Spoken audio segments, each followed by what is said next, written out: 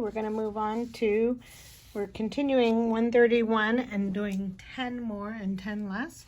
So if I have 131, that means I have one group of 100, 3 tens, and 1 1. So if I want 10 more, I can draw one more 10 in there, and my hundreds will stay the same. Now I have 4 tens and 1 1. My 1 stayed the same too. If my number is 131 and I want to show 10 fewer or 10 less, I can take away a 10. My hundreds and ones will stay the same, but my tens will be less. So I have one group of 100, 2 tens, of course my pen's not going to work right now, 2 tens, and 1 1. 121. Okay, now we're going to move down to part whole. And a number bond, it says complete the number bonds. And it looks like the whole of my number bond is 20. Okay, so I'm going to just show you 20. This is my big number. That is my whole. So there's 10. 1, 2, 3, 4, 5, 6, 7, 8, 9, 10, 20. That is my whole. That is my number, the biggest number I can get with my whole, right? And part of my whole is 12. So if I circle 12, here's 10, 11, 12. If I circle 12, that means whatever's left down here is my other part. 1, 2, 3, 4, 5, 6, 7, 8. So 8 is my other part. Or I could do the count on way, 12, and count up to 20. 12, 13, 14, 15, 16, 17, 18, 19, 20. Again, I got 8. 8 is my other part. And remember, here's my plus sign.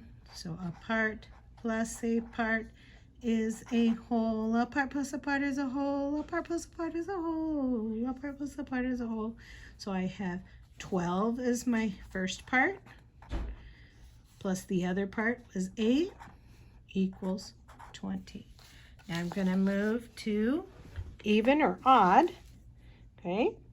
And if my number is 131, every time we're looking at even and odd numbers, we always have to look at the place value.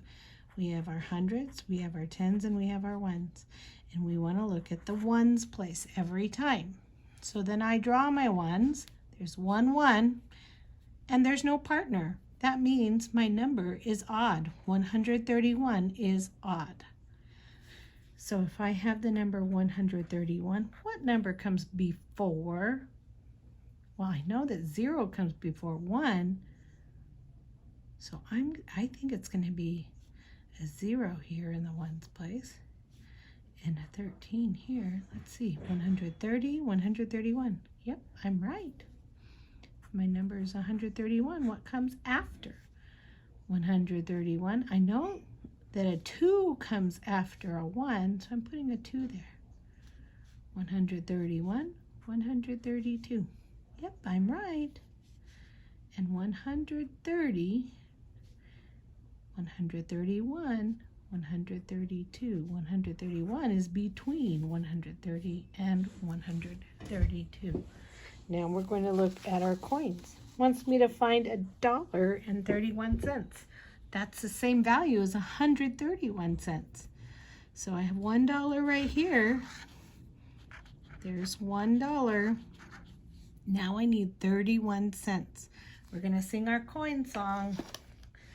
A penny equals 1 cent. A nickel equals 5 cents. A dime equals 10 cents. And that makes sense to me. A quarter equals 25 cents. A $50 equals 50 cents. A dollar equals 100 cents.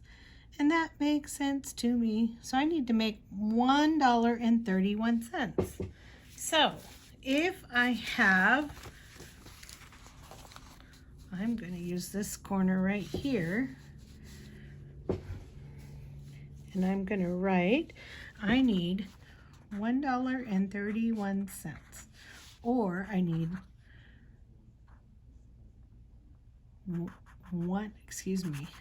or I need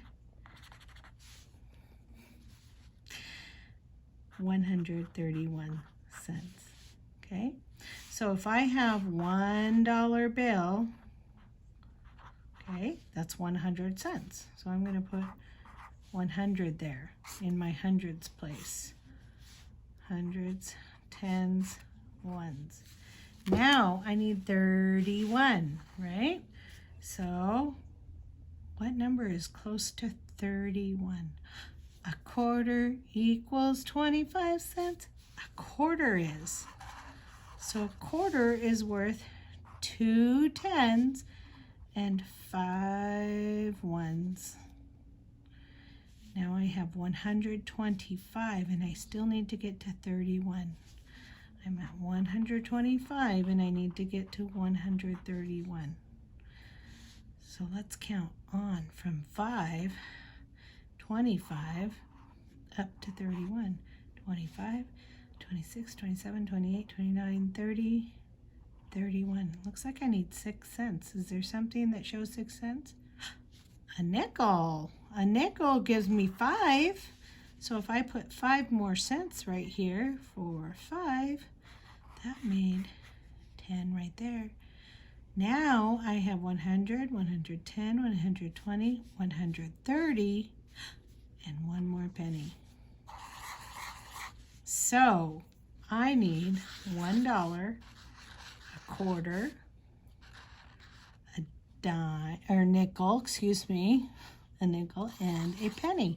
And those are the coins that I am going to need to get to 131 cents or $1.31.